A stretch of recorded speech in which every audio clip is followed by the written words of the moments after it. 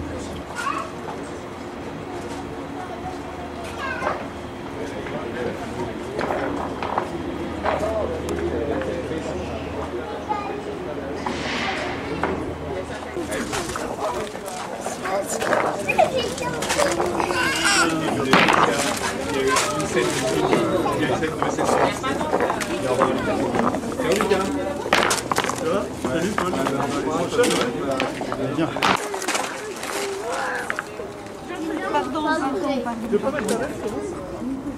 Non, petit, tu fais ça, tu vas pas l'égaler. Tu vas te faire mal aux mains. D'accord.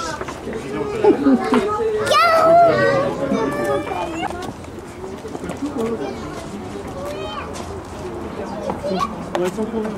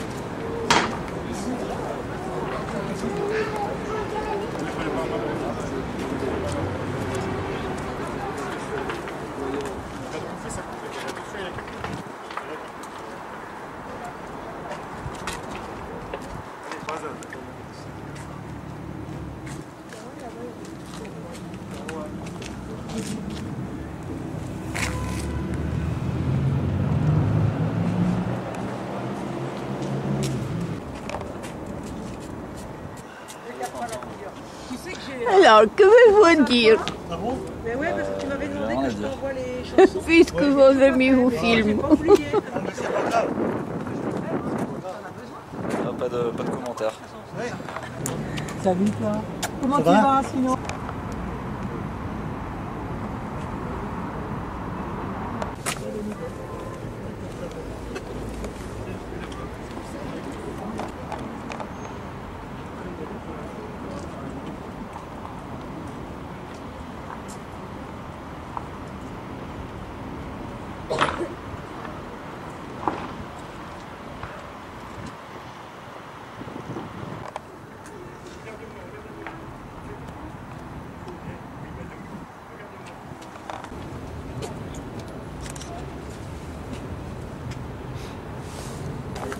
Mais non. Oh. Non. C'est lourd. Si tu arrêtes, tu vas tout casser. Ah oui. C'est bon? Non, attends. C'est sûr, il n'est pas possible d'avoir accès aux autres étages? Oui. Oui, vous allez voir si vous voulez. La coupole, je pense qu'elle est quasiment pleine. Nous vous remercions sincèrement, avec émotion, de vous accueillir sous la coupole Escarnet-Meyer. Comme vous le savez, le 5 décembre 2012, l'un des plus grands architectes du XXe siècle nous a quittés. Pour nous, c'était plus qu'un architecte, c'était un ami, un frère et un camarade. Cette initiative, on la doit à notre secrétaire national, M. Pierre Laurent, qui a pris la décision d'ouvrir 2 jours les portes du siège du Parti communiste pour rendre hommage à Oscar Niemeyer. Merci Pierre.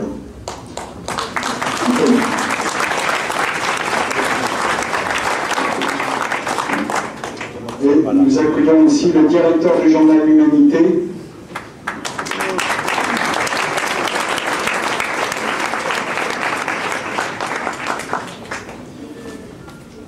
Et là, nous sommes arrivés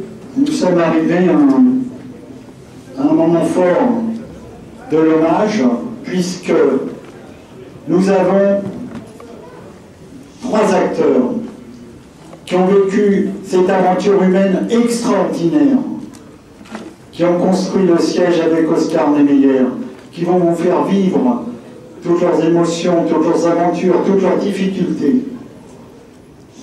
Je salue Jean Desroches, qui a travaillé, donc architecte, qui a travaillé avec Oscar sur la première tranche de 1968 à 70, Jean 65. On peut l'applaudir.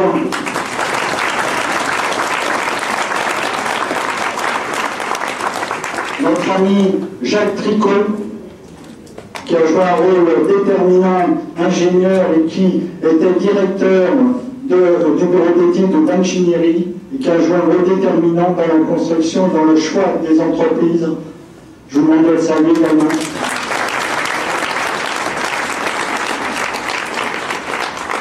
Et Jean-Marc Lyonnais, qui est particulièrement intervenu sur la 2e tranche, c'est-à-dire cette belle coupole Niemeyer entre 1978 et 80. Et Jean, je lui fais beaucoup de misère parce que c'est lui aujourd'hui qui suit les travaux et le fait qu'on puisse vous accueillir dans un aussi beau bâtiment. Je vous demande aussi d'applaudir Jean-Marc Lyonnais. Cette épopée extraordinaire. À vous la parole. C'est bon, c'est bon. Je dois dire que c'est assez émouvant pour moi de me retrouver tant d'années après dans un bâtiment qui est tellement vivant, qui se remplit d'admirateurs pour le travail d'Oscar. Je dis Oscar, excusez-moi, mais j'ai toujours eu l'habitude de l'appeler ainsi. Donc ce que je vais vous dire, c'est, outre un témoignage et un peu l'histoire de l'origine de ce bâtiment, son déroulement, enfin le déroulement du chantier qui en a suivi, et plus particulièrement, je voudrais que cette intervention, ce récit soit essentiellement, je le répète, un hommage à ce grand homme qui a été Oscar.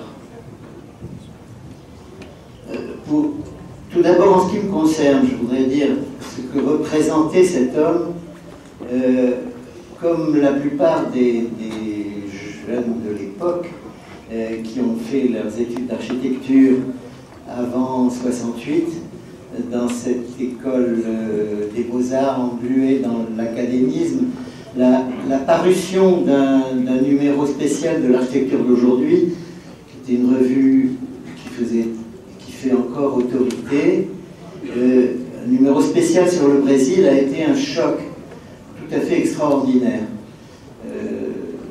Au milieu de la grisaille de l'enseignement qui nous était infligé, on percevait enfin ce qu'était le modernisme et on avait une révélation d'une nouvelle phase du modernisme, de ce modernisme tropical, comme on l'a appelé.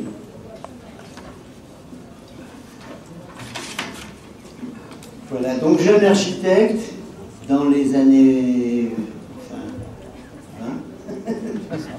60, j'ai participé au comité de rédaction de la revue La Nouvelle Critique. C'est à ce titre qu'en 65, Oscar, fuyant la dictature militaire instaurée dans son pays, s'est trouvé à Paris. La revue m'a donc demandé immédiatement d'aller le rencontrer pour en faire une interview. Cette interview a été beaucoup plus pour moi qu'un simple jeu de questions et réponses. Je le dis en toute immodestie parce que ça a été révélateur pour moi de ce qu'est, la façon dont se conduisait Oscar. C'était une discussion tous azimuts On a parlé, bavardé, on peut dire, pendant un après-midi entier. Et à la fin de cet après-midi, j'ai dit, mais mon interview, ne t'inquiète pas, je te donnerai des éléments. Mais pour l'instant, je suis tellement content de cette rencontre. Si, à l'époque, il n'était pas encore question de projet précis pour Oscar, si je suis appelé à travailler en France, je serais heureux de pouvoir m'appuyer sur toi si tu en es d'accord. Bien entendu, c'est des propositions, même si elles sont encore très générales, qui vous font chaud au cœur et qui ne peuvent pas se refuser.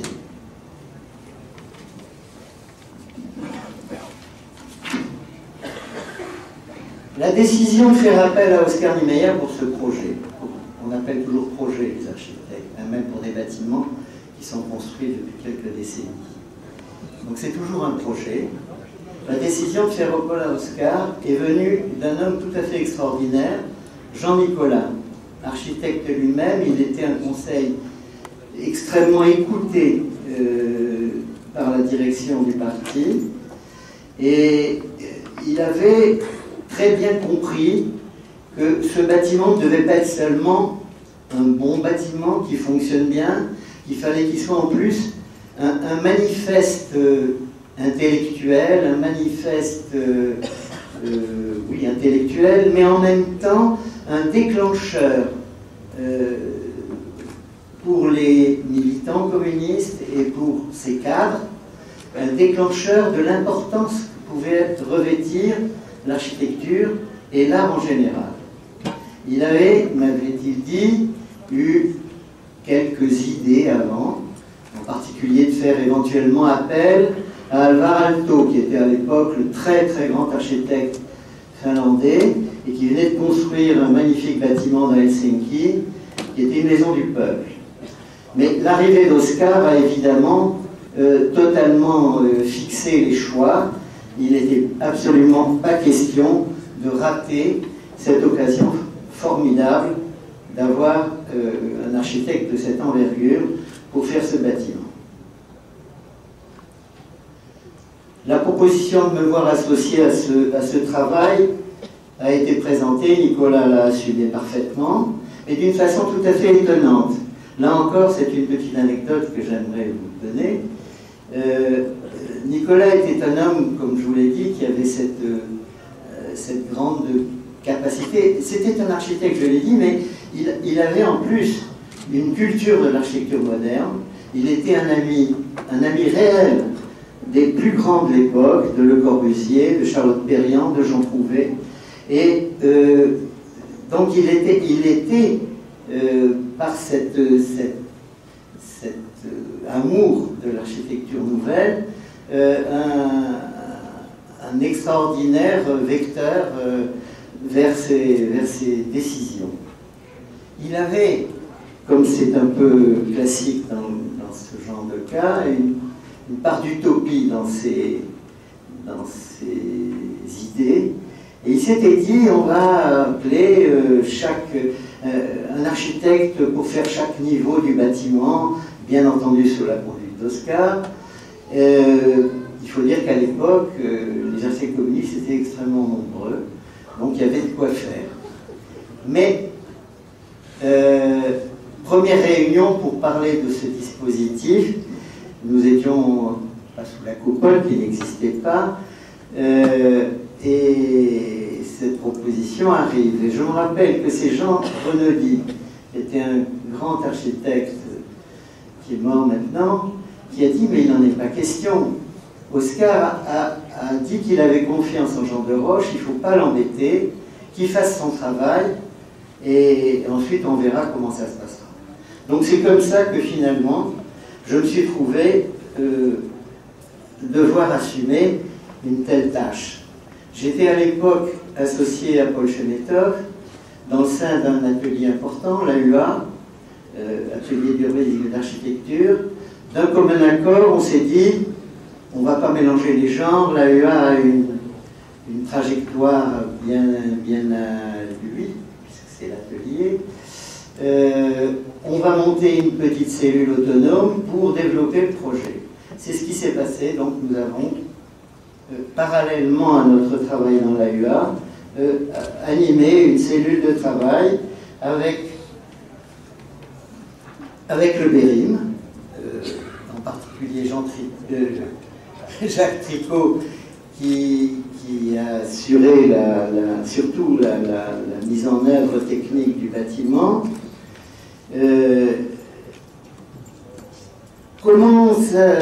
Notre travail a démarré de la façon suivante. Il a été dit dans une interview de 2002 dans Le Monde, interview rapportée par Leroux, que Oscar nous avait remis une esquisse et que nous avions ensuite travaillé, comme si c'était nous qui avions tout projeté. En réalité, ce n'est pas vrai du tout. J'ai écrit au Monde d'ailleurs, sans aucun succès, personne n'a jamais fait état de ce témoignage. Mais, je le dis très fortement aujourd'hui devant vous, le travail d'Oscar, pour deux raisons, n'était pas du tout une vague esquisse.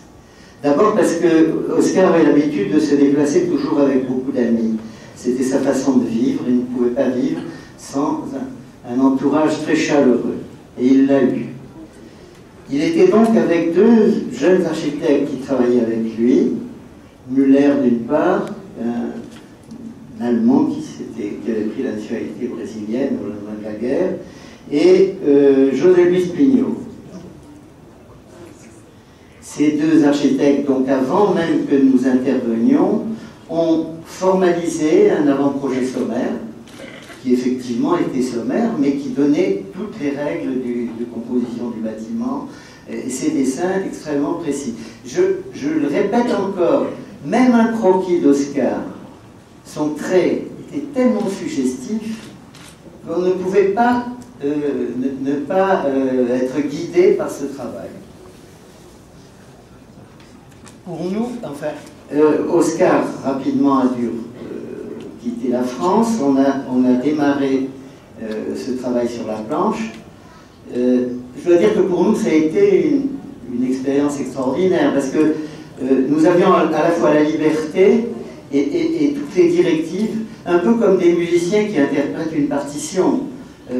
Tout est écrit, mais il faut en plus arriver à aboutir sans trahir, développer le projet. C'est ce que nous avons fait. Se sont alors succédé les différentes phases administratives classiques.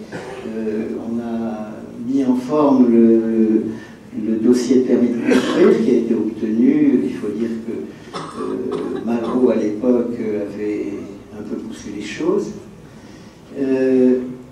Puis les phases plus actives vers la réalisation du bâtiment. Là, un obstacle non prévu, les leaders du bâtiment en France ont boudé l'appel d'offres.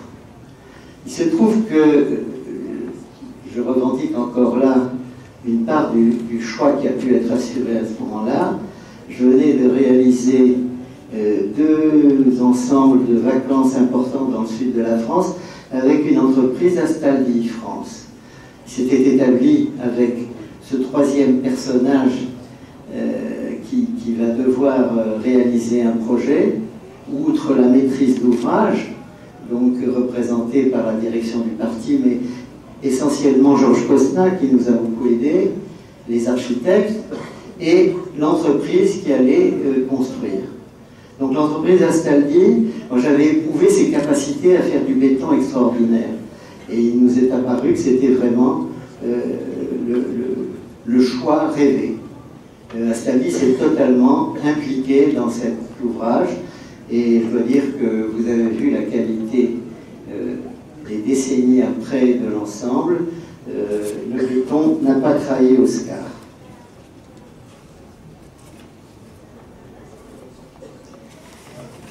Un mot encore sur les maîtres d'œuvre, revenons-y, c'est Jean Prouvé. Jean Prouvé, bien entendu, Oscar le connaissait, mais il ne l'avait jamais rencontré. C'est nous qui avons suggéré de le faire participer à la mise en forme plus qu'à la mise en forme, à la conception et à la mise en forme de la façade. Donc ça a été encore un élément extrêmement valorisant pour ce bâtiment qui reste un des grands témoignages de l'architecture dans Paris. Le projet terminé, sur les calques, je suis arrivé à l'époque, nous n'avions pas d'ordinateur, on travaillait avec des outils un peu précaires maintenant, c'est-à-dire T, équerre, compas. Je suis arrivé avec un énorme rouleau de calque à Rio. Oscar était de nouveau là-bas. Et de nouveau, même scénario, on est resté, heureusement j'avais prévu de rester quelques jours, j'ai resté une semaine, on a discuté de plein de choses. Il a voulu que j'aille voir un match de football à Maracana, etc. Oscar, c'était ça. Il regardait le projet, puis il parlait d'autre chose. C'est le dernier jour qu'il a pris des calques, qu'il les a posés sur nos dessins. Il a fait quelques vérifications, il m'a dit c'est bon, vous pouvez construire. Et donc on a construit sans lui. Heureusement, il est arrivé dans les dernières phases de la mise en œuvre de la première tranche. Donc effectivement, pour X raisons, notamment une partie du terrain qui n'était pas libéré, et puis des problèmes financiers, la deuxième tranche, donc la coupole dans laquelle nous sommes et que Jean-Maur Lyonnais a eu en charge de réaliser, la coupole a été différée de quasiment 10 ans. Donc pendant 10 ans, le bâtiment a fonctionné. Nous avons, quant à nous, construit la totalité des infrastructures, c'est-à-dire notamment le premier sous-sol, qui est un sous-sol public, un sous-sol de travail, qui n'est pas un sous-sol technique, je veux dire, et l'immeuble de bureau. Je voudrais préciser deux choses encore. Pendant le déroulement des travaux, avant le retour d'Oscar, on a fonctionné assez librement. J'ai eu une grosse interrogation sur le traitement des superstructures. Pour ceux qui sont montés sur la terrasse, vous avez vu ces volumes libres en béton avec une marquise qui rejoint les deux volumes. En fait, il s'est avéré que nous n'avions pas encore songé au traitement de cette superstructure qui, dans l'esprit moderne qui était celui d'Oscar, devait être absolument accessible. L'architecture moderne a toujours privilégié la possibilité d'utiliser les toits comme élément de promenade. Donc cette terrasse, il fallait qu'elle soit un lieu d'accueil tout à fait digne et pas encombré d'objets plus ou moins hétéroclites. Oscar, que j'ai consulté par téléphone, m'a dit « Écoute, tu m'envoies l'encombrement exact des appareils et je te ferai une suggestion. » Donc c'est comme ça que ça s'est passé. On s'est concerté avec Tricot et j'ai pu lui donner le volume exact des appareils de ventilation, puisque le bâtiment n'est pas climatisé, il est simplement ventilé. C'est une des interventions qui sont arrivées pendant le chantier.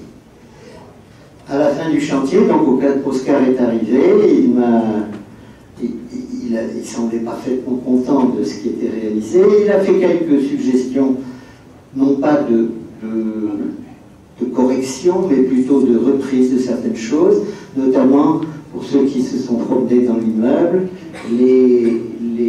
le passage entre la tour des escaliers et des ascenseurs et le bâtiment de bureau. Nous avions, nous, fait des fentes d'éclairage simplement vitrées. Il a trouvé que la lumière était trop vive, donc il a rajouté des ouïes en béton, qui se sont parfaitement adaptés au bâtiment tel qu'il était déjà mis en place. Il a aussi un petit peu corrigé des détails d'appareils d'éclairage, etc. Mais donc tout ça sur des détails. Donc pour l'essentiel, on a pu considérer qu'on n'avait pas démérité. Je vais essayer d'être un peu plus bref maintenant. J'arrive à la fin de mon propos.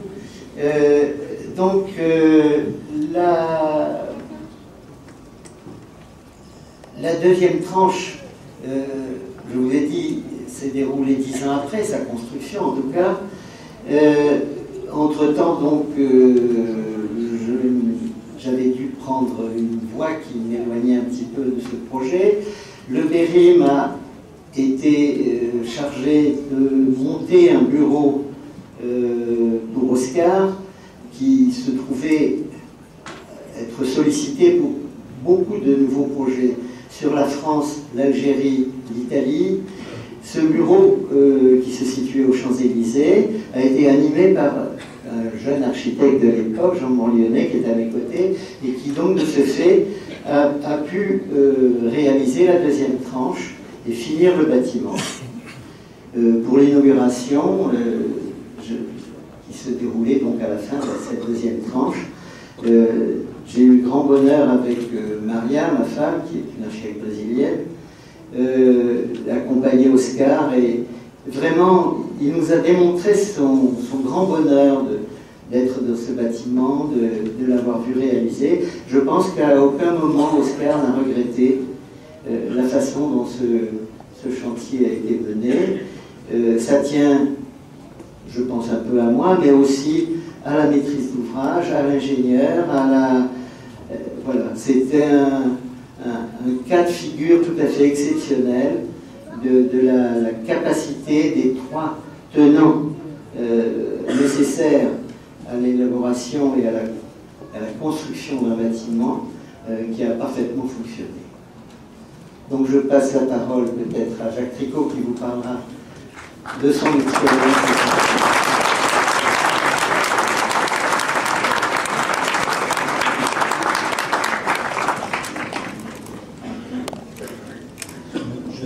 Je suis complètement d'accord avec quelques éléments de ce qu'il a dit. Je vais commencer par une citation d'Oscar Niemeyer dans le livre qu'a publié la direction du parti au moment de l'inauguration du bâtiment. Je me souviens de ma dernière visite au chantier avant l'inauguration du siège du Parti communiste. Et comme j'étais heureux de le voir terminé. La façade courbe se distinguant du bâtiment voisin crée le lien nécessaire aux accès verticaux. Le hall semi-enterré qui a permis le spectacle architectural que j'avais imaginé. Ce jeu de volume et l'espace libre qui constitue l'architecture. Et plus loin,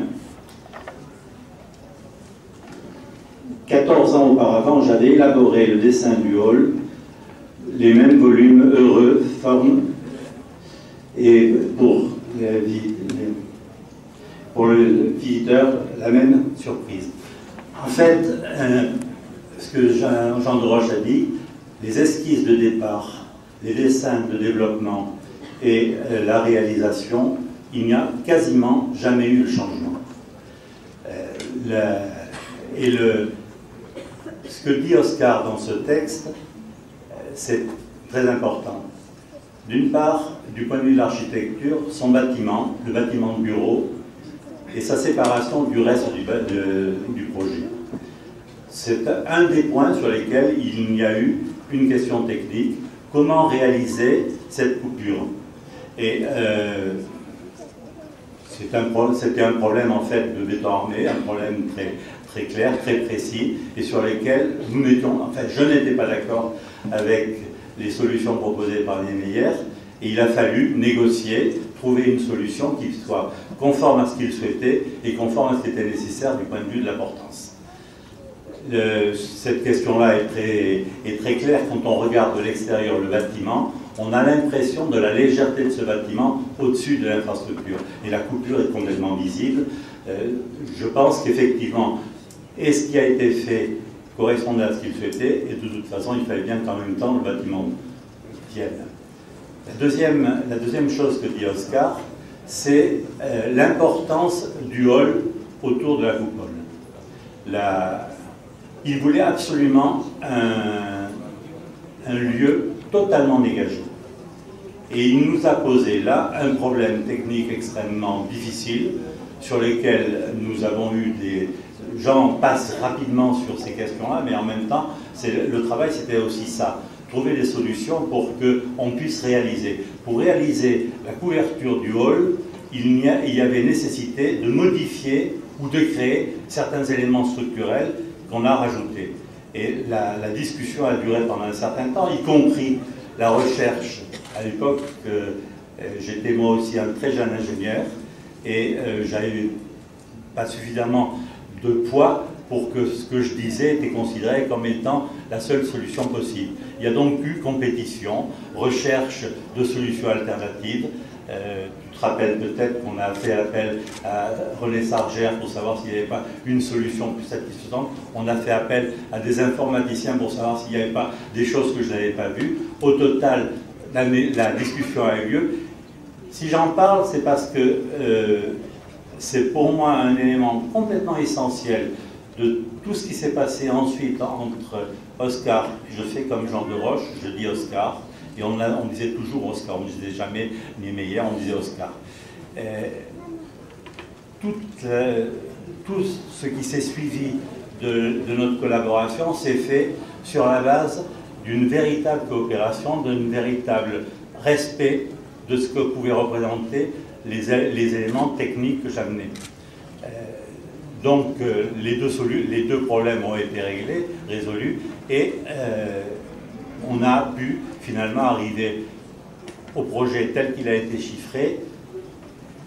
Je passe moins rapidement que Jean sur ce qui s'est passé au moment de la consultation des entreprises. Il faut quand même qu'on sache qu'au moment où on a lancé la consultation pour réaliser ce bâtiment, les grandes entreprises françaises ont toutes refusé de répondre à l'appel d'offres. Il n'y a eu que deux entreprises françaises qui ont fait des offres complètement délirantes du point de vue des prix, et heureusement que la solution Al-Saldi a été mise en œuvre. C'est quand même un moment extraordinaire de voir un bâtiment comme ça, ce qu'il représentait, et pour des raisons d'ostracisme politique, la réaction de la direction des entreprises. Pour moi, c'est quelque chose dont je n'ai pas envie d'y passer tranquillement en disant ça s'est passé. Ça s'est passé réellement. Effectivement, pour la réalisation de la première tranche, nous avons eu une entreprise extraordinaire. L'entreprise Astaldi, et je pense que tu t'en rappelles, le chef de chantier était un homme d'une qualité exceptionnelle qui a vraiment s'est investi dans ce bâtiment. C'est pour moi une réussite parfaite. Alors, effectivement, en 68, les élections législatives, la perte d'un certain nombre de députés à ce moment-là, les difficultés économiques fait qu'on a lancé le bâtiment en démarrant seulement ce qui était la partie avec le bâtiment et la partie arrière, qu'on a appelé la première tranche. Mais il s'est posé à ce moment-là aussi une autre question. C'est aussi le moment où, dans la fin des années 60, le développement du gauchisme, d'un certain nombre d'inquiétudes ont fait que la direction du parti a décidé qu'on ne resterait pas dans un bâtiment qui était initialement prévu comme conditionné, mais un bâtiment avec la possibilité d'ouvrir des fenêtres dans le bâtiment.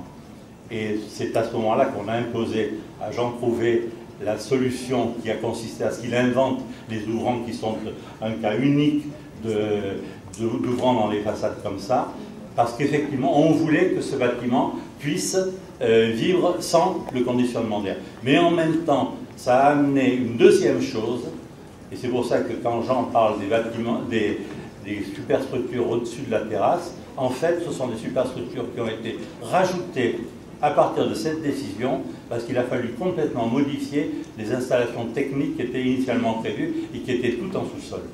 Et donc toute cette superstructure-là Elle a été faite selon à la fois les dimensions des besoins techniques, des solutions architecturales, la volonté d'Oscar que, autant que faire se peut, de la place, on ne voit rien quand on regardait le bâtiment. J'ai fait l'expérience tout à l'heure pour vérifier. Effectivement, on voit très peu de choses quand on est... Sauf qu'il y avait beaucoup de gens sur la terrasse et je trouvais ça très bien.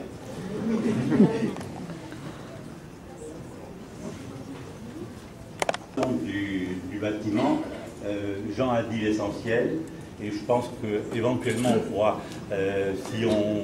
si on a le temps, faire une discussion. Moi j'ai un peu envie de sortir de seulement la construction du siège du Parti communiste, mais de parler d'Oscar Niemeyer en France.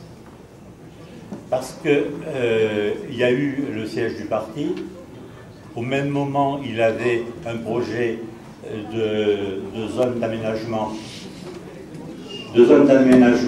dans le sud de la France, et cette zone n'a jamais été construite. Il y a un certain nombre de projets qui ont été envisagés.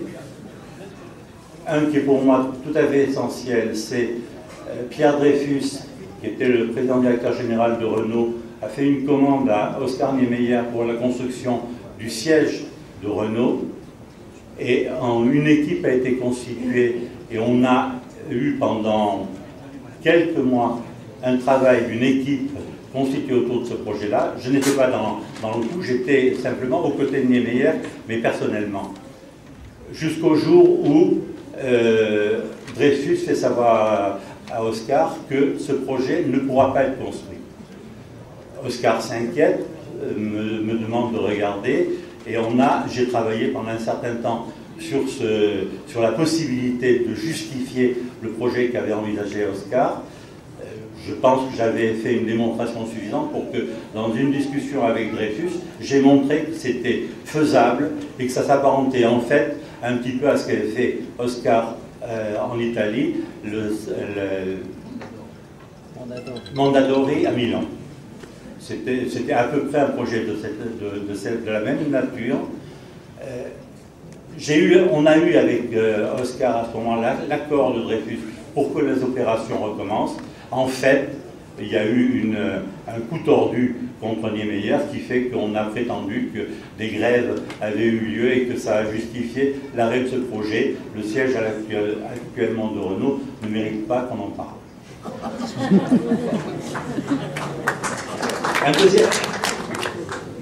Une deuxième chose, il y a eu un projet de tour à la Défense. C'était l'association des villes jumelées qui avait fait une demande et il y a eu un montage qui a été envisagé. On a travaillé pendant quelques mois pour un projet que moi je trouvais absolument superbe d'Oscar Niemeyer, totalement différent de ce qu'ont été les grandes tours de la Défense. Là on a buté, je crois que c'était très clair qu'on n'y arriverait pas sur la rentabilité économique de ce projet par rapport à la rentabilité telle qu'elle est obtenue par les tours qui sont compactes et où il y a beaucoup moins d'espace non utilisable. La troisième chose, il y a eu ensuite un certain nombre de projets qui, eux, se sont réalisés. Je veux dire un mot de la Maison de la Culture du Havre. C'était un projet qui tenait à cœur, notamment à Oscar. Il y avait travaillé, il avait eu des contacts avec des metteurs en scène, il avait travaillé sur la conception de ce bâtiment. Jusqu'au jour où on a commencé à avoir besoin de contact avec le ministère de la Culture et où on a présenté le projet à la Maison de la Culture. J'ai assisté à la première réunion essentielle sur ce projet. La direction de la construction du ministère de la Culture nous a accueillis en nous disant « Nous avons 65 objections au projet d'Oscar Niemeyer. Il ne sera pas construit. » En fait, on a réglé, on s'est battu, on a réussi à le construire. Mais je veux dire que l'image Oscar accueilli sans difficulté en France est une image un peu simpliste. Il y a quand même eu des réticences très fortes. Le dernier exemple que je veux donner, c'est la ZAC de Dieppe. La ZAC de Dieppe, c'était la municipalité de Dieppe et je ne sais pas si c'était l'office, enfin, un organisme à Dieppe avait demandé à à Oscar Niemeyer de faire une ZAC qui devait faire quelques centaines de logements. Et Oscar avait fait un plan masse qui a eu le mauvais goût de ne pas respecter le ni trop long ni trop haut de Giscard d'Estaing. Et donc le projet, Oscar a voulu maintenir, la ville a soutenu le projet jusqu'au jour où il y a eu la signature d'un ministre qui refusait le projet, et le projet n'a jamais été réalisé. Ce sont ces choses-là qui font que l'histoire Niemeyer en France n'est pas seulement, et c'est pour ça que j'insiste sur ce qu'a dit Jean de Roche, la construction du siège est une histoire remarquable par la liaison qui s'est faite entre le client, le maître d'ouvrage, en l'occurrence Georges Gosnard, et ceux qui avaient été choisis, architectes, bureaux d'études, et ensuite les entreprises pour réaliser. Sur la deuxième tranche, je termine sur ça, sur la deuxième tranche, la consultation des entreprises, le contexte politique, économique avait complètement changé. Il y a eu une vraie compétition entre les entreprises, et donc c'est une entreprise française qui a réalisé sans aucune difficulté du point de vue du montage et du prix qui a été fait pour cette deuxième tranche. Alors que la première tranche, je ne reviens pas.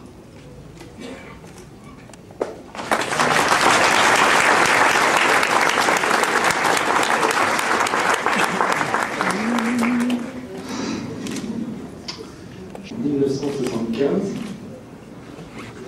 grâce à deux personnes, l'une qui est ici présente, Jacques Tricot, l'autre qui a disparu depuis, c'est Jean-Nicolas.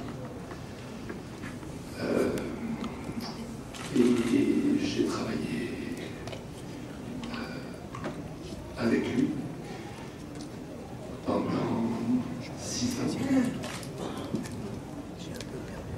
jusqu'à 1976 à 82. Ensuite, il y a une petite discontinuité parce que Oscar s'est replié vraiment sur le Brésil et sur toute une série de projets internationaux. Il venait beaucoup moins en France, donc on s'est pratiquement plus vu jusqu'au lancement du projet du siège de l'humanité. Donc en 87, si mes souvenirs sont bons, jusqu'en 90. Et puis ensuite, j'ai revu Oscar une ou deux fois. Il se déplaçait de plus en plus difficilement. Comme l'a dit Jean de Roche, Oscar avait une grande appréhension de l'avion, donc au début où je l'ai connu, il voyageait qu'en bateau, ce qui était évidemment un peu compliqué dans les transports, et surtout long. Et ensuite, on le mettait dans l'avion en lui faisant boire 2 ou 3 whisky, et puis on arrivait à le monter, et il partait, et forcément il arrivait. Après quelques années. Voilà, et quelquefois, il arrivait à ressortir de l'avion, il fallait le remettre dedans, parce qu'il avait toujours la peur, qu'il ne comprenait pas comment il était possible qu'un avion puisse voler. C'est pas possible. Donc, voilà, c'est un côté amusant du personnage. Un autre côté amusant, c'est que Oscar, bon, c'est quand même l'architecte de la modernité, de l'architecture contemporaine. Oscar n'habitait pas du tout des appartements ou des immeubles modernes. Il n'habitait ou ne logeait que dans des hôtels anciens ou dans des immeubles anciens, du 19e siècle de préférence. C'est aussi un côté amusant du personnage, alors que bon, vous avez tous sans doute entendu parler de la maison qu'il a construite pour lui-même, à Canoche, à côté de Royol, qui est une maison absolument extraordinaire, mais qui n'habitait pas. Alors donc, j'ai commencé à travailler avec lui sur la Bourse du travail de Bobigny, qui est une œuvre peut-être bien moins connue évidemment que le siège de Fabien, mais qui a le mérite d'exister et qui est loin d'être inintéressante. J'ai repris ce projet en fait qui était arrêté parce que l'entreprise qui avait commencé les travaux avait fait faillite. Donc, entre-temps, les difficultés qu'avait l'ensemble des projets de Niemeyer, et je rejoins cela, ce que disait Jacques Tricot, sur la France, faisaient que tout était bloqué. Plus rien n'avançait. Donc l'agence avait été fermée pour cause de manque de travail. Et donc moi je suis arrivé là-dessus pour reprendre ce travail de la Bourse du travail de Belluni. Et puis se profilait déjà un autre travail qui était celui de Maison de la Culture du Havre, dont le projet avait eu lui aussi beaucoup d'aléas. On en était au 5e projet successif, repoussé par le ministère, et il fallait en développer un 6e. Donc voilà, j'arrivais un peu pour ça. Excusez si j'ai un peu de mal, mais c'est un peu d'émotion à se remémorer tout ça. Donc, j'ai connu Oscar, les 2 premières rencontres que j'ai eues avec lui étaient assez curieuses.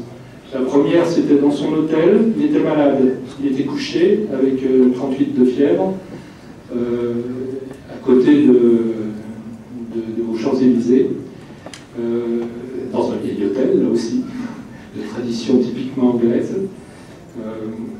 Et donc, on s'est vu quelques instants. Et puis une deuxième fois, à son agence, donc juste à côté, où il avait une seule pièce. Il ne faut pas s'imaginer des bureaux somptueux, etc. L'agence d'Oscar Niemeyer à Paris, c'était une pièce, dans laquelle il y avait le secrétariat, une grande table, où Oscar pouvait s'asseoir, discuter, dessiner, et puis 2 tables à dessin. Donc on a discuté de choses et d'autres, effectivement. On n'a pas trop parlé ni d'architecture, ni de... On a discuté de choses et d'autres, j'arrive même plus à me souvenir trop de quoi on a discuté. Mais à la fin, il m'a dit, bon, c'est bien. Écoute, on va pouvoir travailler ensemble. J'ai dit, bon... Alors ensuite, le travail qui a été fait, ce qu'il faut comprendre dans l'architecture de Niemeyer, il faut il faut s'imprégner de l'architecture de Niemeyer. Et il faut s'en imprégner parce que, comme le disait Jean Desroches tout à l'heure, il dessine des choses qui paraissent être des croquis, mais qui sont l'architecture réellement. C'est-à-dire, vous regardez le croquis qu'a fait Niemeyer, vous regardez la réalité de ce qui est construit, et c'est exactement ça. Exactement. Tout dans les proportions, le dessin, c'est un homme avec un sens des proportions, des rapports entre les volumes, une facilité de dessiner dans l'espace des choses qui n'existent pas que dans sa tête, qui sont absolument stupéfiantes, que je n'ai jamais pu constater chez aucun autre architecte. Et ça, en 3 coups de crayon, qui vous fabriquaient quelque chose. Une autre chose que je voudrais dire de l'architecture d'Oscar Niemeyer, c'est qu'il disait souvent, c'est vrai qu'on se trouvait dans l'architecture moderne en France dans ces années 60, 70, dans une architecture qu'on a appelée l'architecture fonctionnelle. C'est pas du tout le point de vue d'Oscar. Oscar, pour lui, l'architecture est évidemment fonctionnelle, mais elle a aussi inévitablement et nécessairement un aspect esthétique. Alors qu'est-ce que c'est que l'esthétique chez Oscar? Je crois qu'il la définissait un peu comme l'a dit tout à l'heure Jacques Tricot, c'est le spectacle architectural. C'est-à-dire, c'est l'émotion de la personne qui se trouve placée devant l'architecture réalisée et qui dit « Ah, c'est quelque chose qui m'émeut profondément, qui est nouveau, qui est très imaginatif. » Car une des caractéristiques d'Oscar Niemeyer, c'est justement d'avoir cette espèce d'imagination fabuleuse. Je me souviens par exemple que... parce que comment on travaillait? On ensemble. Il n'était pas souvent ici. Hein. Il était en France, et il passait, il restait une semaine, il partait en Algérie, parce qu'il y avait des gros projets en Algérie, il allait en Israël, il repartait au Brésil, il n'arrêtait pas. Et donc, le moyen de converser avec lui, c'était le téléphone, mais bon, on se disait des choses verbales au téléphone, c'est difficile d'exprimer l'architecture, donc on disait à la fin de la discussion, bon, tu m'envoies un petit croquis, je te réponds. Je lui envoyais un petit croquis, et il me renvoyait un petit dessin. Et je lui disais, ah ben non, ça, on ne peut pas le faire comme ça à cause de ça et ça et ça. Je lui renvoyais, il me renvoyait un petit croquis différent, et chaque fois, je trouvais une solution vraiment purement sortie de l'imagination. Chaque détail était sorti de l'imagination. Et il avait une grande crainte, et donc j'y faisais très attention, qu'on ne reproduise pas une chose que j'aurais pu supposer venant de sa part. Non, non, il fallait que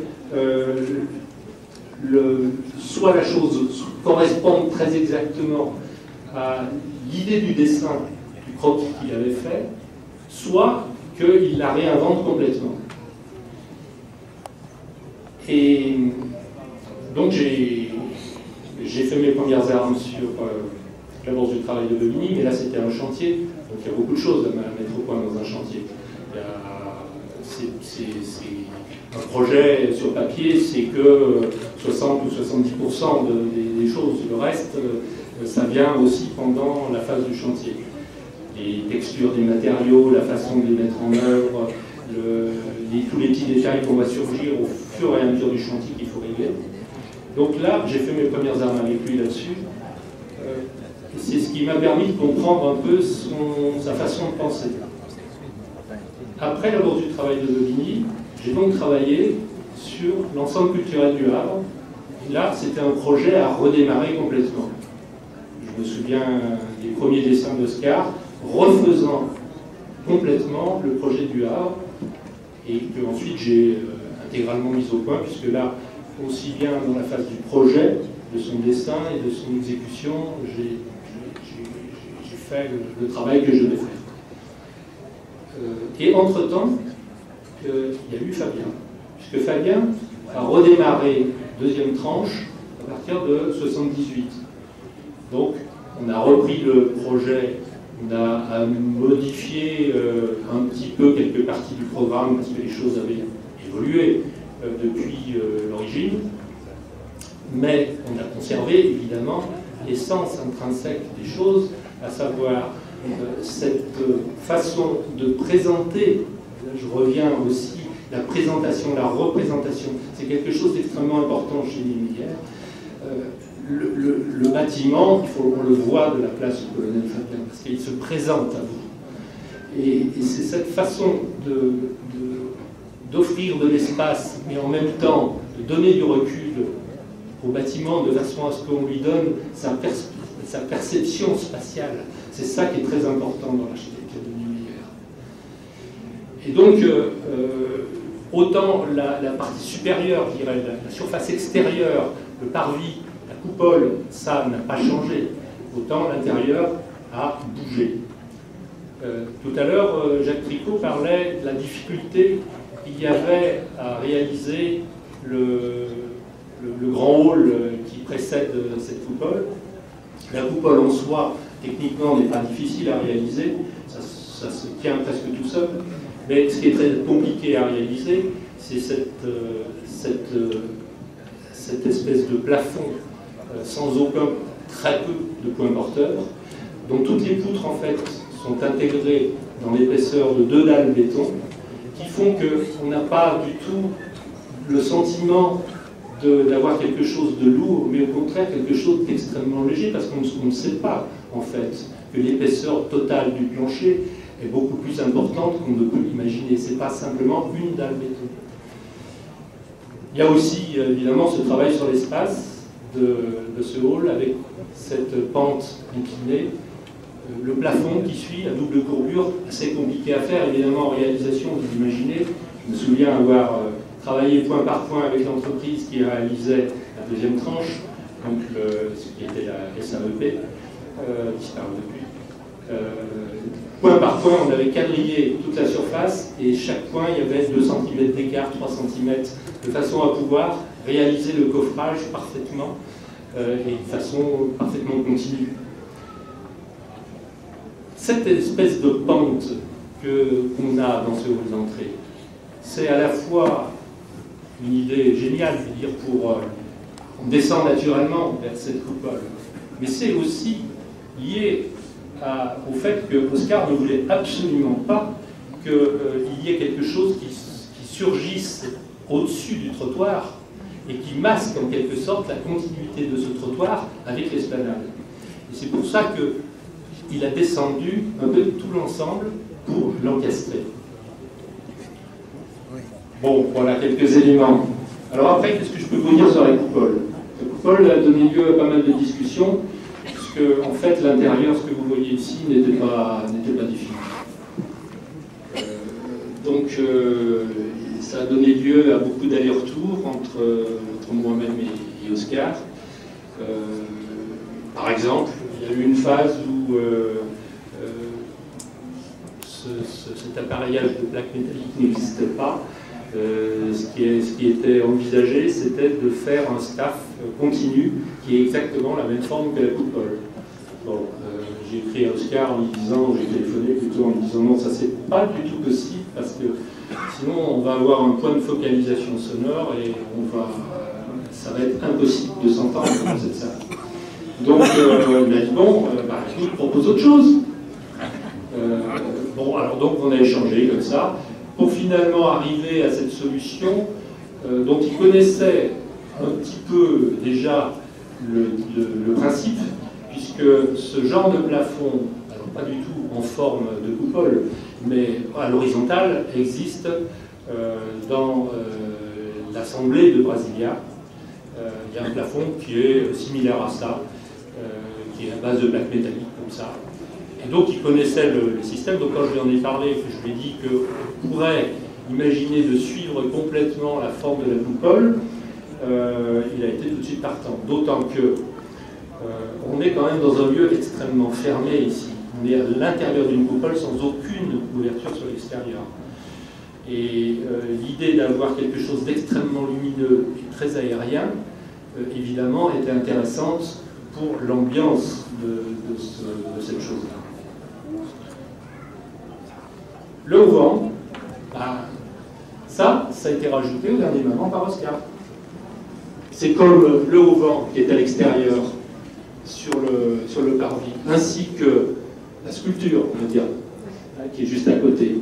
C'est au dernier moment, je me souviens, on est venu avec Jacques, on l'a accueilli, il arrivait du Brésil pour voir le bâtiment terminé. Tout de suite, je veux voir Fabien. On vient, on se met sur le trottoir, il regarde, il manque quelque chose. Et il est rentré au bureau, il a dessiné le auvent et il a dessiné la sculpture. Mais il disait, non, c'est pas une sculpture, c'est quelque chose, mais c'est pas une sculpture. Non, moi je ne suis pas sculpteur, c'est pas une sculpture. Il n'a jamais voulu reconnaître que c'était une sculpture, mais ça n'a pas d'autre fonction que voilà, d'être un espèce de totem, de signal, de sculpture d'une certaine façon. Qu'est-ce que je peux dire encore d'autre? On connaît beaucoup de choses quand on voit beaucoup de bâtiments de Niemeyer, on comprend un peu comment fonctionnent ces principes architecturaux. Aussi bien, l'architecture est extrêmement liée à la décoration, ce qu'on appelle la décoration. Dans l'architecture traditionnelle, souvent c'est disjoint, c'est-à-dire qu'il y a de l'architecture, puis après il y a un décorateur qui vient faire quelque chose à l'intérieur. Ici, c'est complètement incorporé l'un à l'autre. Les matériaux ont une fonction extrêmement importante. Ce qu'Oscar trouvait particulièrement intéressant dans le béton, c'est à la fois sa fluidité, la façon dont on pouvait le tordre dans tous les sens, et sa très grande résistance qui permettait de faire des choses un peu extraordinaires et sculpturales. il aimait aussi le côté fabriqué, c'est-à-dire le côté, on va dire, humain. La main de l'homme qui a fabriqué le béton est apparente sur le béton. C'est pas un bout de métal, c'est quelque chose qui a été fait par des ouvriers et dont on comprend qu'il a été façonné.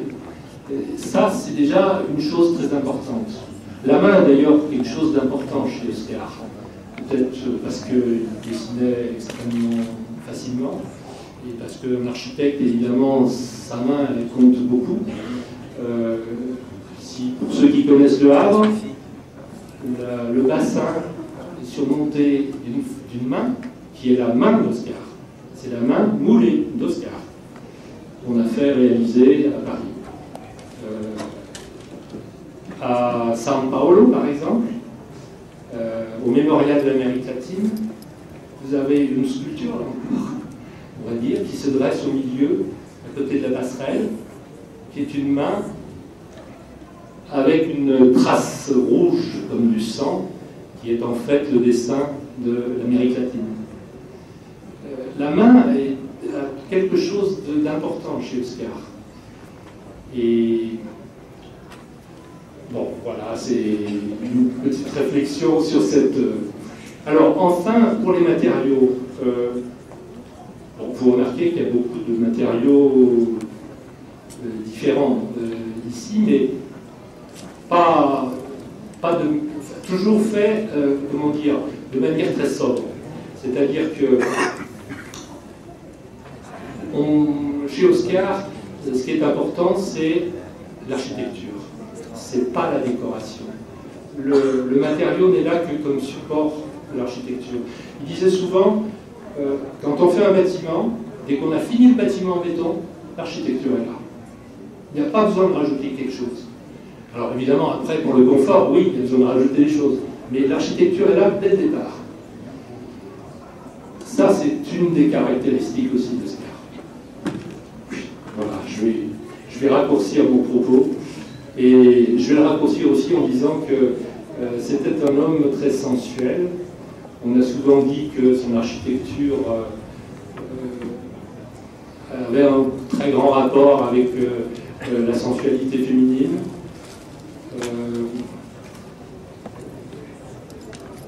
Dans les matériaux, ça se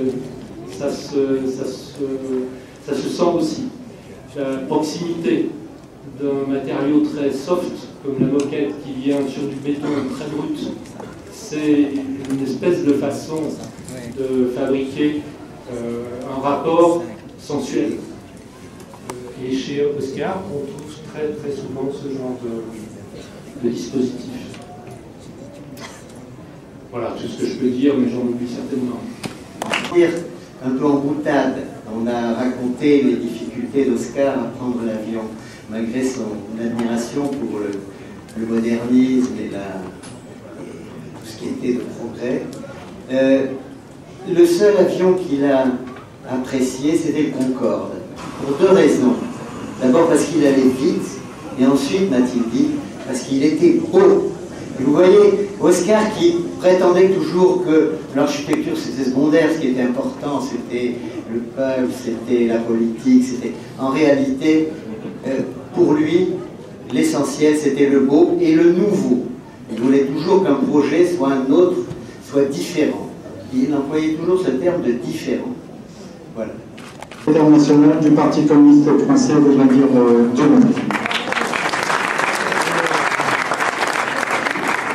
Je voulais juste dire en votre nom à tous, remercier moi aussi Jean Deroche, Jean Morionnet et Jacques Tricot d'être venus ici cet après-midi.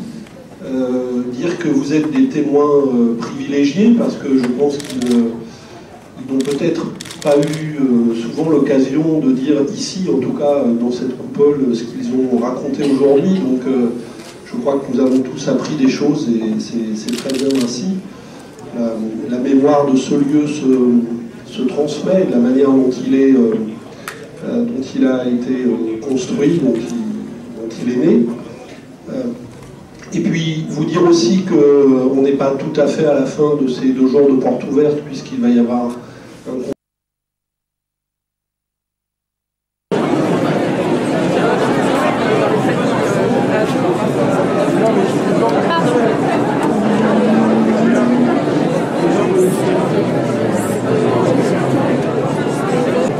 Hein? Tout à fait, ça nous plaît. Vous avez participé là au débat? Ouais. Pas au débat, mais vous avez écouté un peu? Oui, c'était très intéressant. C'est bien. En tant que futur architecte. Vous êtes des futurs architectes? Oui. Alors j'espère que vous allez nous construire des meilleurs bâtiments, s'il vous plaît. Ah, vous aimez pas le bâtiment? Je trouve très mauvaise la nouvelle architecture. Ah, d'accord. Ah oui, vous êtes d'accord, non? Ça se discute. Pas de consensus avant de commencer les constructions.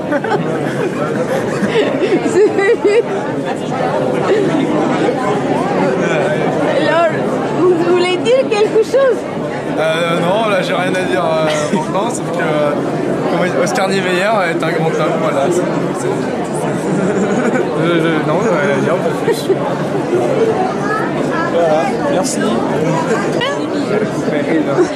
6 000. C'est pareil, on peut te demander, ça se fait un truc et ça a été mélangé. Voilà, c'est ça.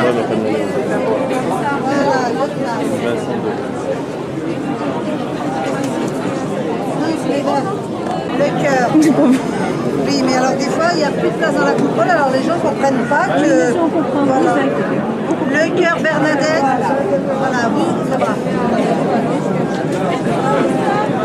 Voilà, merci.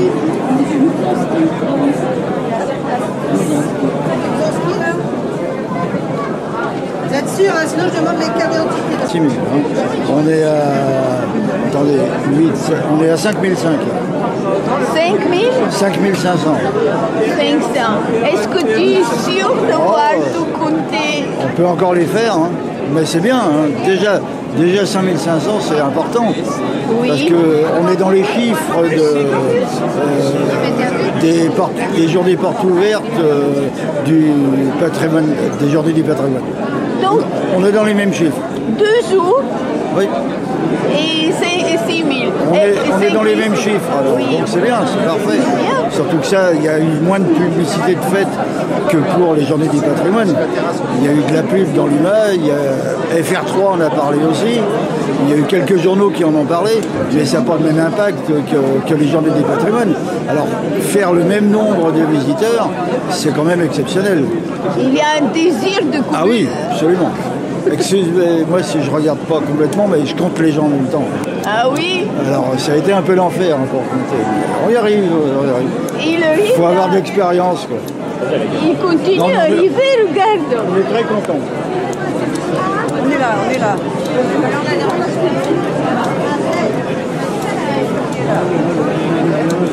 Il arrive seulement.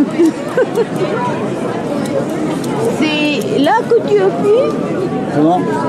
Avec ça que je fais. C'est un peu primitif, tes comptes. Ça? À mon avis, tu aurais fait 1000 au moins. Voilà. Non mais c'est efficace. Hein. Là, tu as 5. Tu as payé 5 fois là? Je le fais parce que je prends des repères sur l'escalier. Par contre, quand je fais des grands devant moi, c'est gênant. Là, c'est bon. Je crois que je les compte en bas parce que là en bas, avec les têtes, j'arrive pas. Je commence à les compter dans l'escalier. Et puis je me repère avec. C'est une technique. Ça fait 10 ans. Je fais ça depuis 10 ans. Alors. Ah, c'est ça. J'ai à mon actif plus de 50 fêtes de l'UMA où j'ai travaillé. Puisque j'ai travaillé toute ma carrière professionnelle pour le parti.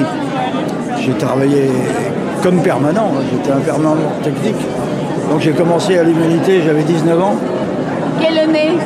Eh bien en 61. Je suis né en 42. Donc,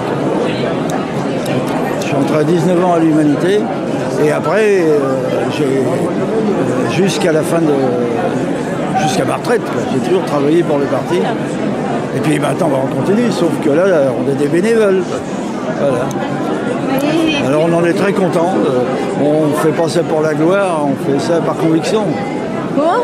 Je dis, on ne fait pas ça pour la gloire, mais on fait ça par conviction. Voilà. Et on est toujours là. Maintenant, j'ai 70 ans. Et puis, tant que je pourrai le faire, je continuerai. Comment? Je dis, tant que je pourrai le faire, je continuerai. Eh oui. C'est évident. Évident. Alors, je ne suis pas tout seul. Hein. On est une petite équipe d'une dizaine là, de retraités comme moi qui participons à toutes les activités du Conseil national. Là. La preuve, on est là. Alors, j'essaye de ne pas louper de gens en même temps que je vous parle. C'est pas forcément évident. Là, tu as loupé une cinquantaine. À la fin, on a la tête, je finis par avoir la tête qui tourne un petit peu parce que ça me fait penser au film de Charlie Chaplin, Les temps modernes. Alors lui, il vissait des boulons et puis quand il sortait, il vissait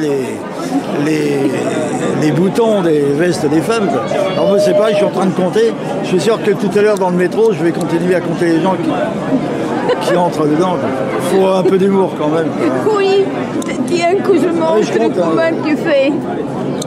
Alors de temps en temps, on en loupe, mais bon, globalement, comme disait Marchais, à l'arrivée, c'est bon, quoi, c'est ça. Bon, non, je suis pas loin du compte. Hein. Le compte est bon. Je vais quand même pas garantir que je suis pile sur le chiffre. Il faut quand même pas être prétentieux. Hein. Mais bon, je suis pas loin du compte. On arrive. Ça arrive des fois d'en compter 2 fois le même. Bon, je m'en aperçois, je récupère sur celui d'après. Alors, c'est une technique. Enfin, cela dit, plus sérieusement, je suis quand même surpris du nombre de personnes qui sont là aujourd'hui pour une cause bien précise, pour un individu bien précis. Niemeyer, c'est vrai que ça a été un homme exceptionnel, c'est sûr. Mais je pensais pas avoir, honnêtement, je pensais pas avoir autant de monde que ça. Mais tout le monde attendait un prétexte pour venir voir le siège du Parti communiste. Oh non, mais le siège est ouvert et puis... ouvert, mais on ne sait jamais comment on peut le visiter et quand. Ah non, mais ça, c'est pas facile parce qu'il faut quand même savoir qu'il y a des centaines de personnes qui travaillent ici. On ne peut pas venir comme ça d'un jour à l'autre et dire « Ah je visite ». Non, c'est pas possible. Et donc, il y a une tiers au moins ou 2 tiers qui ont saisi l'occasion pour voir le siège. Oui, de toute façon, alors les journées du patrimoine, ceci étant, il faut savoir une chose, c'est que depuis des années, tous les ans, il y a des écoles d'architecture du monde entier qui viennent visiter le siège. Alors, ils ne viennent pas comme ça du jour au lendemain. Il faut réserver, il faut prévoir, ça s'organise. Mais ça se fait. Ça, c'est l'impact de Niemeyer. Alors, effectivement, c'est l'occasion de voir le siège qui est quand même exceptionnel. Mais je pense aussi qu'il y a beaucoup, l'âge moyen, il y a beaucoup d'enfants. Oui. Les gens à mettre, c'est bien. Oui, il y a beaucoup de jeunes, il y a beaucoup d'enfants, les gens viennent en famille découvrir. D'ailleurs, on le retrouve sur les livres d'or qui sont là. Les parents qui viennent font écrire leurs enfants. Vous pouvez le regarder, il y en a. Comment ça?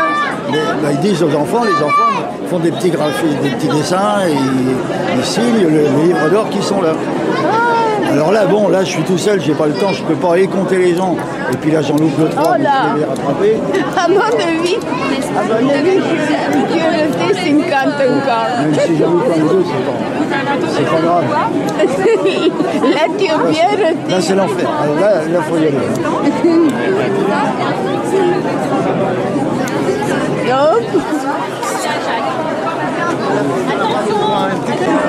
Voilà qui compte, regarde, c'est lui qui compte les visiteurs, en fait, il compte sur ça. Je veux pas...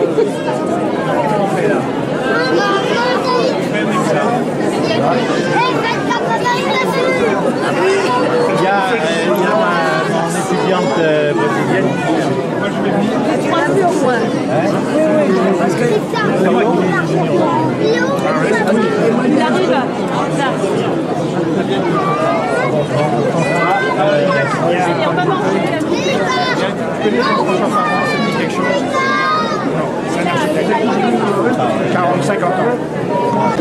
Comment? Tu t'appelles comment? Moi, je m'appelle Pierre Bulan.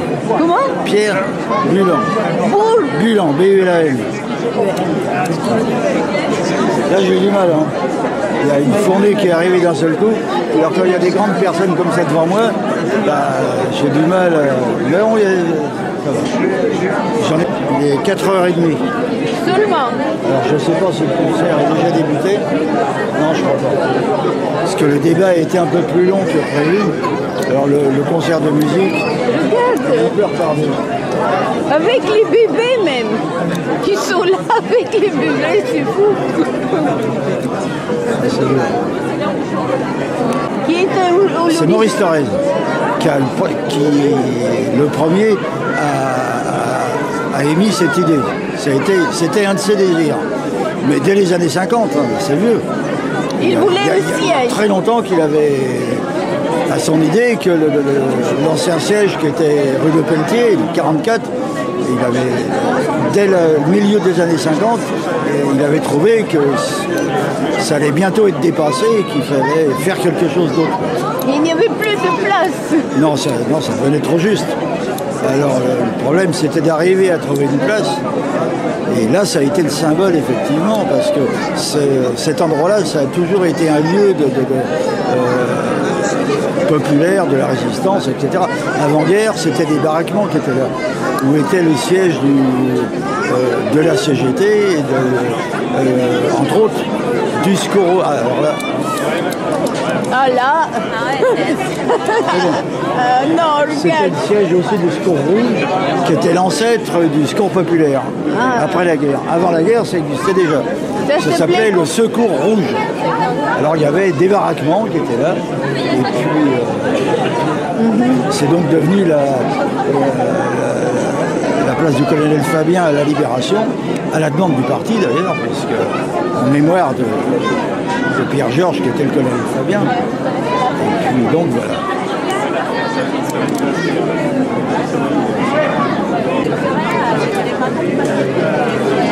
Mais... À quelques-uns près, c'est bon. Mais il faut être prétentieux quand même.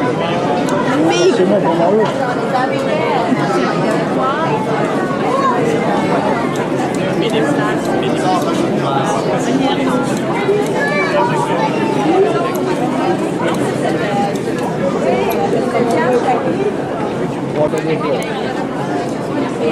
Aujourd'hui, vous n'arriverez pas à fermer le siège. Il y a Pierre Laurent qui rentre 2 fois, donc comment je ne le compte pas.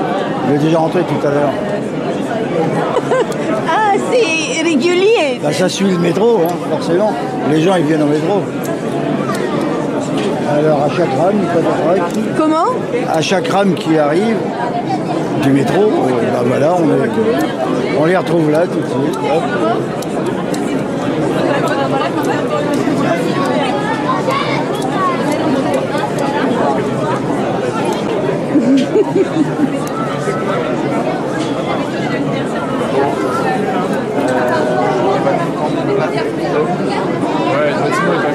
Oui, c'est vrai.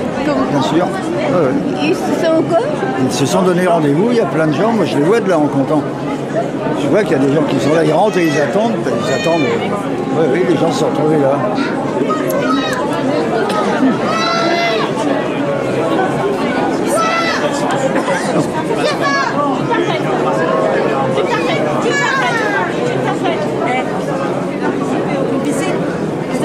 Mais avec tous ces enfants, pour leur montrer.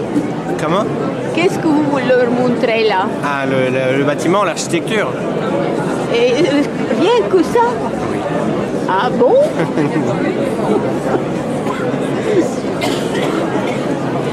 Tu n'es pas triste?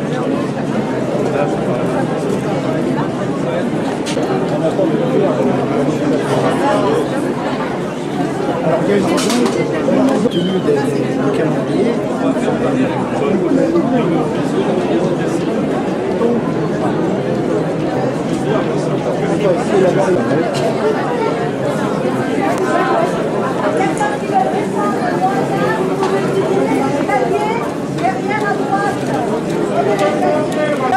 Bonjour, bonsoir. Bonjour. Je suis passé hier après-midi, mais moi ce serait plutôt un billet vert. Hein? Qu'est-ce que vous voulez voir ici?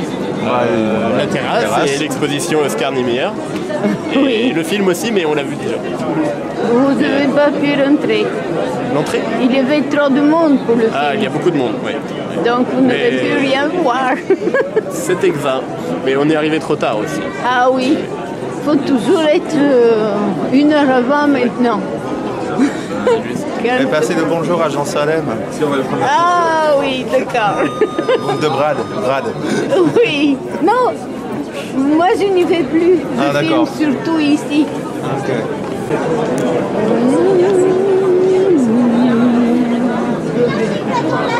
Nicole, je vais aller voir pour ta chanson.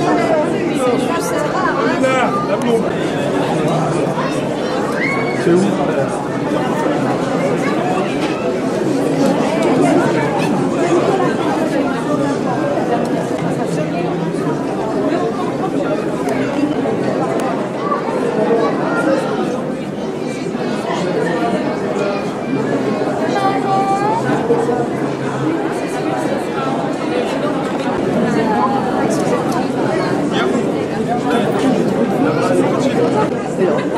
Votre petit groupe de militants qui continuent à militer, ils sont comment? Ils sont comme moi, hein, on est tous pareils. Hein. On forme une équipe et puis voilà. On vient quand la direction du parti a besoin de nous. Pour des réunions comme ça, pour les conseils nationaux. Lorsqu'il y a les conseils nationaux, moi je tiens le bar. Voilà. Je ne suis pas tout seul, on est 3. Alors, des fois on est 2, mais sur les 3, il y en a toujours 2 qui tiennent le bar.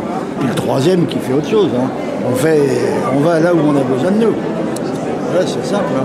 Donc fidélité et constance. Oui, tout à fait. Alors, qu'est-ce qu'elle a vu, cette petite? Pardon? Qu'est-ce qu'elle a vu? Bonjour. Elle a vu beaucoup de choses, elle est beaucoup contente. Elle était à la terrasse. Hein? Elle était à la terrasse. Non, pas là-haut, on n'est pas allé là-haut. Ah, c'est une autre petite fille que j'ai vue. Probablement.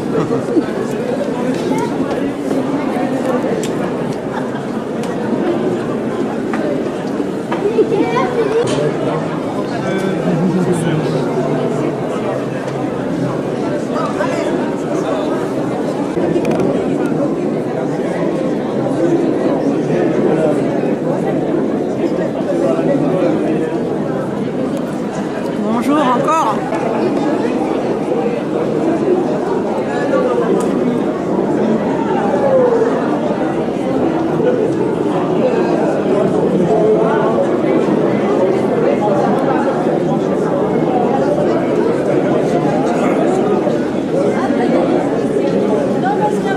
Et tu diras salut à tes...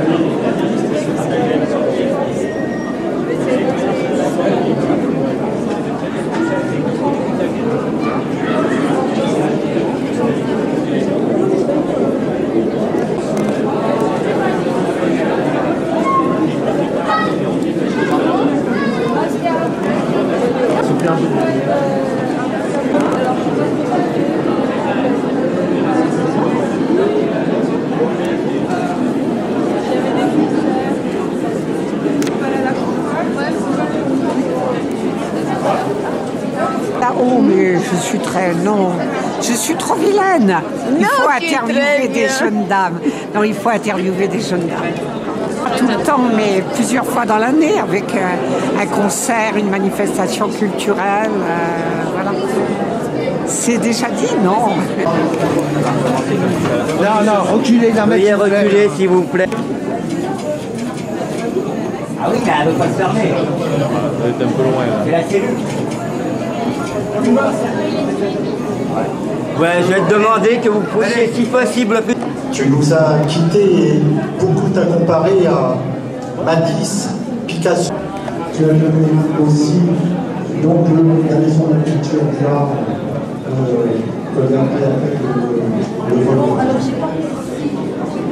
Ton œuvre est classée patrimoine maintenant national depuis le 26 mars 2007. Nous recevons près de 15 000 personnes par an, 5 000 de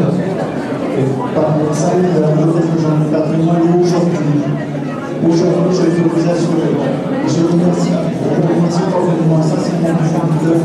Je crois que nous avons dépassé les 6 000 personnes en 2 jours pour rendre hommage à Scarabée, pour faire le siège du Parti communiste français,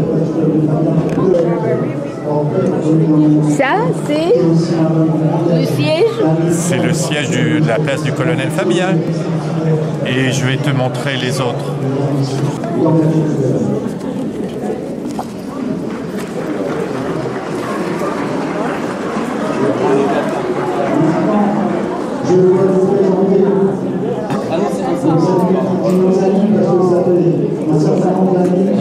Donc, est-ce que c'est des cours féminines? Ah ben, tout à fait. Regarde, le sommet de la coupole, ici. C'est tout en couple. Alors maintenant, voilà. Voilà le petit clin d'œil de la faucille et du marteau. Ah oui, ça c'est le faucille. Légèrement la faucille. Voilà. La faucille. Marteau. Marteau. Ça c'est le marteau. Non, ça c'est le faucille. C'est la faucille et... Ça c'est le marteau. Tu vois, l'agriculture étant disparue, on ne sait plus ce que c'est le faucille. Il faudrait mettre un ordinateur maintenant comme symbole du travailleur. Voilà.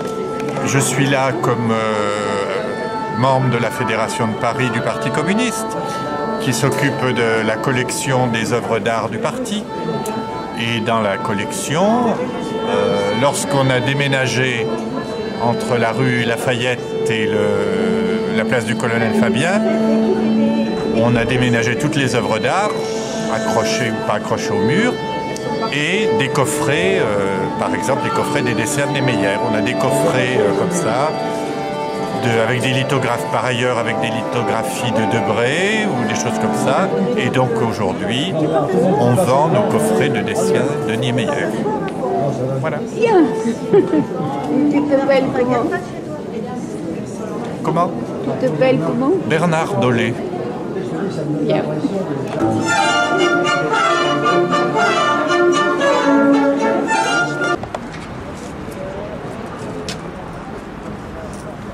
Muchas gracias, comme on dit à Yerba.